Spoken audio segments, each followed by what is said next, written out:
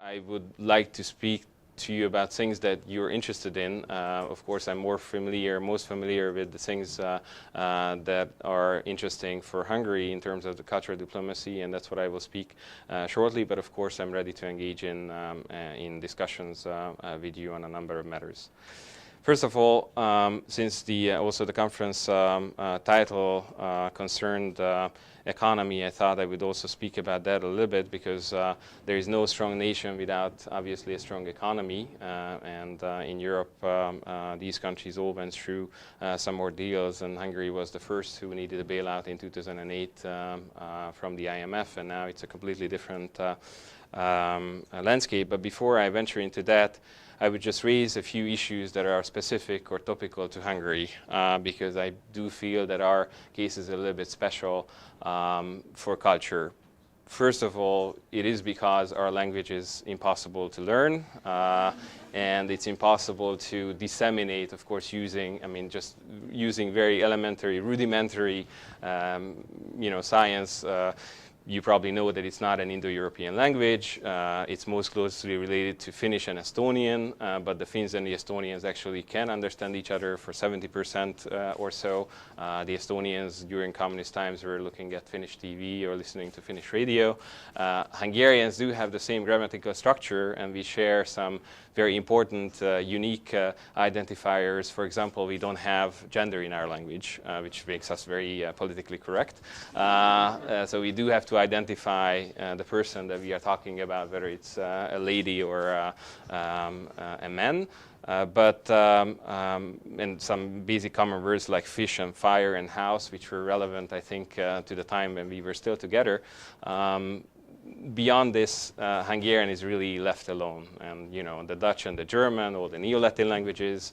It would be so nice to have that easy communication, but we don't have that. So obviously for us, literature and translations or movies or any kind of products in the cultural field will have to stand on their own. It will either have to be accompanied by a translation, or it will have to live on its own as a performance. But of course, that has an effect, coupled with the fact that we are one of the longest organized states in Europe. And I mean, the country, yes, Hungary was established in the year 1000 when our first king, St. Stephen, accepted the crown from Rome.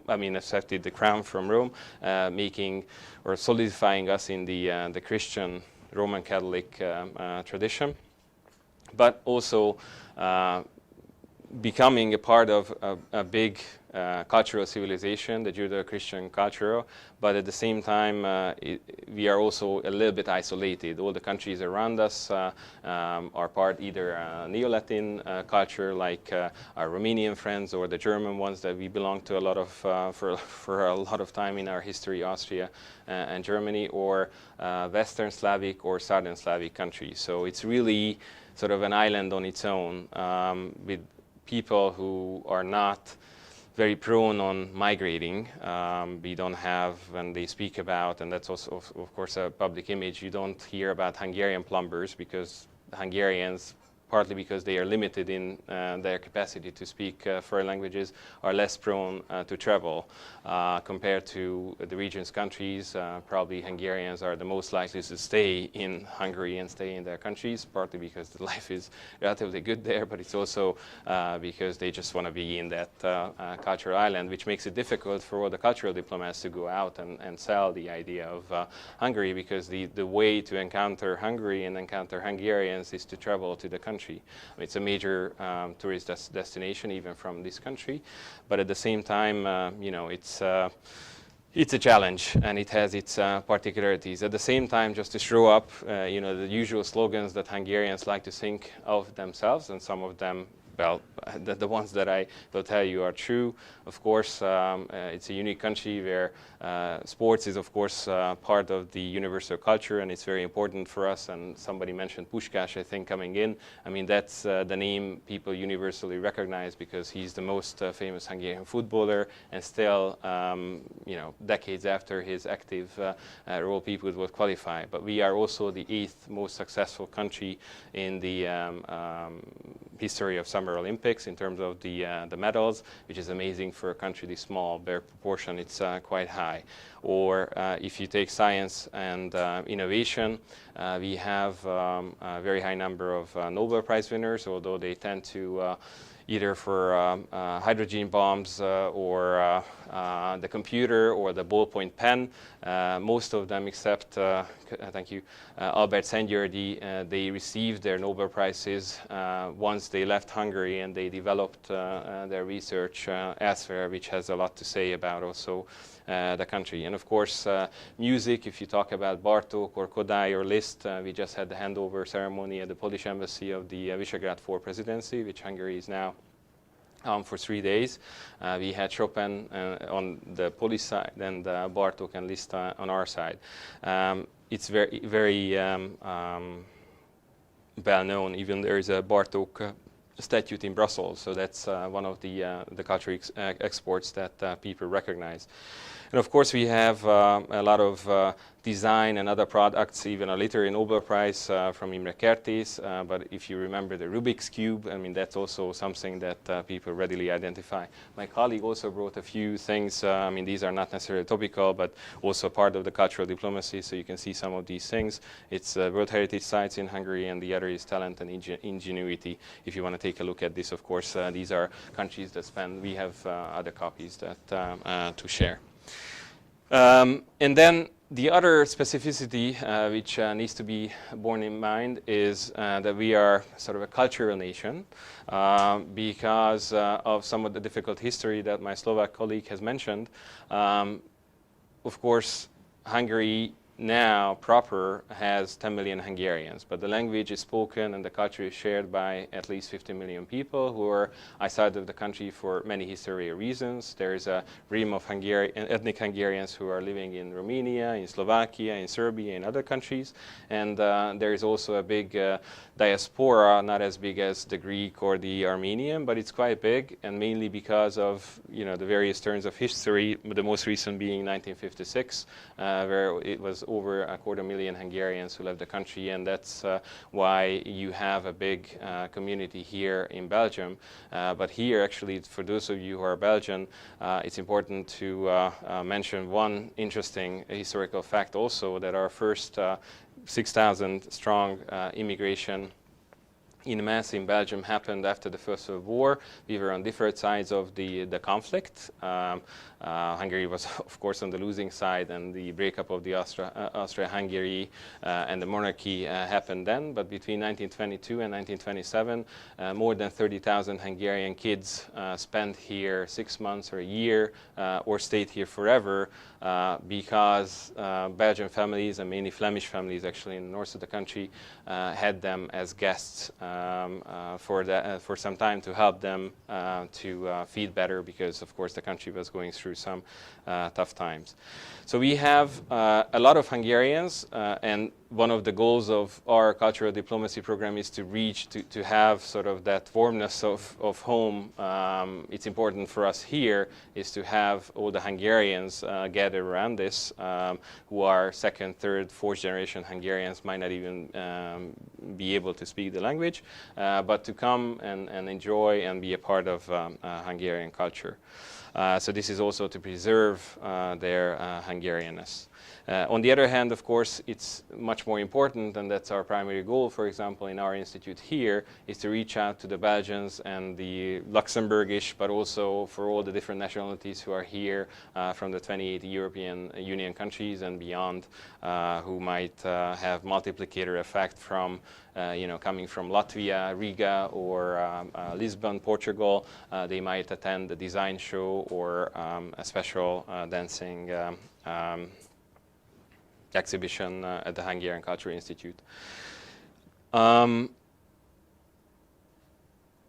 I might, now that referring to some of the things that my colleague was talking about, I might not speak that much in length in cultural diplomacy and economy, in the sense that economy is important. I'm ready to tell you that we are out of the European excessive deficit procedure and all the others, but that might be less relevant to you, and I would just venture on into moving to the actual presentation of telling you what the Hungarian cultural diplomacy structure is about.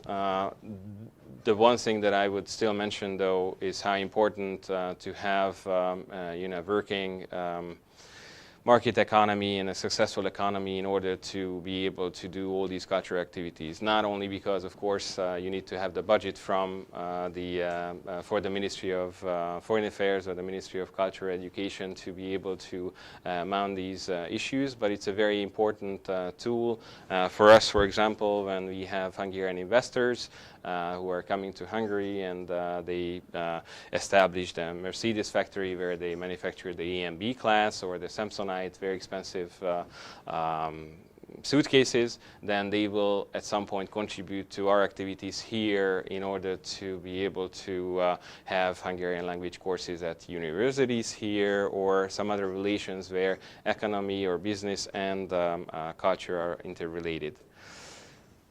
We have a cultural diplomacy network which is represented by 19 institutes. It's called the Institute Balassi. It's I mean, you can probably check the website, and I also will check that I will not speak too long. These are, just very quickly, in Vienna, Berlin, Brussels, Bucharest, Delhi, in India, Helsinki, Cairo, London, Moscow, New York, Paris, Bratislava, Prague, Rome, Szepsi-Szentgyörgy, Svantu-Jorge, if I pronounce it well, Stuttgart, Sofia, Tallinn, and Warsaw. These are the places where there's a Hungarian display on a permanent basis. But we, of course, have people who are dealing with education and cultural diplomacy and all the other related subjects at all the Hungarian embassies, which we have about 80, and altogether we have about 103 missions around the world. The Balassi Institute plays a very important role in the proper representation of what Hungary is about. And these institutes are considered to be outposts which have a great responsibility of portraying the Hungarian message. For those who want to see a trendy country where it's fun to visit, and also the more popular or more classical effects. For example, a few years ago they had an advertisements series which was quite controversial, so that's why I would mention it, that it can fire both ways. You know, it was advertising Hungary as a very welcoming and very warm country to visit by having Hungary portrayed as, you know, the Turks stayed there for 150 years, the Soviets or the Russians stayed there for 40 years. It's a very welcoming place. You should also come visit. Of course, that makes it a very trendy place, but of course that's why it's important. Now, the Balassi system is actually not the first one that Hungary had. In 2012, actually, we commemorated the 85th anniversary of the history of the Hungarian cultural diplomacy. On the occasion of the fact that the Hungarian parliament then, in 1927, passed the Collegium Hungaricum law, which actually one of the most famous was operating in this country at KUL, the Leuven Catholic University. But probably most of you are not Belgian, or most of you are Belgian? No. So that I will lose a little bit of the Belgian references then, but of course it's important for us being here. These first Hungarian institutes were established by Kuno Klebelsberg, who was the Minister of Culture at that time, and he wanted to first build a relationship with the cultural and the international scientific community. That's why in Vienna and Berlin, the two traditional cities that were very important for Hungary then and now, and then later in Rome and Paris. Organizing scientific life and education make up of the fundamental part of the Institute's activity today. The main goal is, of course, to preserve and promote extensively the natural cultural heritage, both for Hungarians and non-Hungarians alike, to foster and maintain relationships in cultural diplomacy with the recipient country, to further international cultural and scientific cooperation, Hungarian language teaching for those of us who are brave enough, and to demonstrate the diversity of Hungarian culture and society by ways of providing information and event organizing. Very good. Which means that you can all go study Hungarian at the Balassi Institute, which I mentioned. The last time I was popping in on one of these courses and found out that the biggest motivation still to learn another language if you're in love with the other person. So I think that's probably the most important element of cultural diplomacy that I should have mentioned. I mentioned the network of Hungarian diplomats.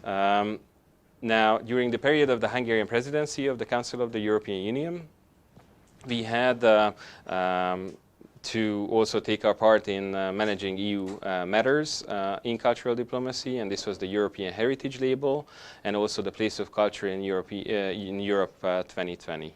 Hungary has also been the member of UNESCO since 1948, and I mention this because since October 2011, a Hungarian colleague of mine, Mrs. Katalin Bogyai, is the president of the General Conference of that organization. We also take part, as I mentioned, the Visegrad presidency in the Visegrad Fund, which is also works alongside the Central European Initiative, and which is coupled with Vienna with the Danube Cultural Center. Since 1991, but that started actually in the 14th century, Hungary and our Central European partners, Slovakia, Czech Republic, and Poland, although when it was founded in 1991 it was still Czechoslovakia, established the Visegrad Group of Four. So there are concentric layers in our cultural identity, because we would not only like to be seen as Hungarians and Europeans, the two bigger end, we would also like to be seen as Central Europeans, together with Jan Fiegel and all the colleagues from Poland and the Czech Republic.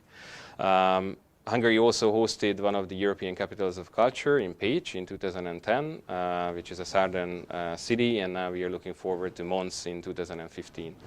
And then I probably have 2.5 or 3 minutes. I would mention some of the recent cultural actions, how it is in practice every day.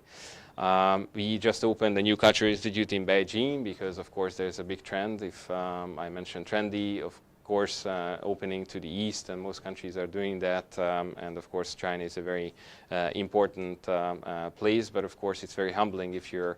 I've been there as representing the Council of the European Union during the EU presidency, and of course, if you see the 6 ring roads around Beijing and look at the number of people who are living there, which is more probably than most of the European countries' population, then you realize how much effect that you can really do with an office there. But in any case, that's an important measure. We are also currently the guest of honor, and it has a very cool website, you should check it out, the Smithsonian Folklife Festival in Washington, D.C., which is organized in the U.S. Since 1967 and draws up millions of people in person and also through active media coverage. We are also launching together Roma-related programs. During the Hungarian EU presidency, it was very important how we tackled this issue, and Hungary got very good marks from the European Commission recently. That part of the world has a very unique tradition and the richness from this culture that could be shown to overcome prejudices and to show the value of these programs. And of course, our past haunts us in many ways, and we have very important anniversary is next year, 2014. Jan Fiegel, my colleague, mentioned the First World War. For those of you who are Belgians, know how important it will be to commemorate the first centennial of the First War. We have a committee to remember that, and we also have this child-saving program to be put on portray to feel how people reacted here, although they were on the other side of the conflict. And then, of course, it's also the sad 70th anniversary of the Hungarian Holocaust. Hungarian Jews were discriminated against. It was one of the first countries even. It started in 1920, as early as 1920. At the same time, Hungarian Jews were not deported up until 1944. It happened only after and under German occupation, and it happened in a span of really a few months, where 600,000 of our countrymen, Hungarians, Jewish Hungarians, Hungarian Jews were murdered in Auschwitz, and we dedicate a full year to that. So the approach is both institutional, we have a fairly wide representation, and there are very many topical programs that are trying to build on this very special Hungarian case, an isolated language, a very rich, successful history in sports and music and design and innovation, and of course all the topical big anniversary-related or festival-related programs. And I think I've used up all my time, and I'm very happy to respond to any questions that you may have on some of these practical aspects of the program. Thank you.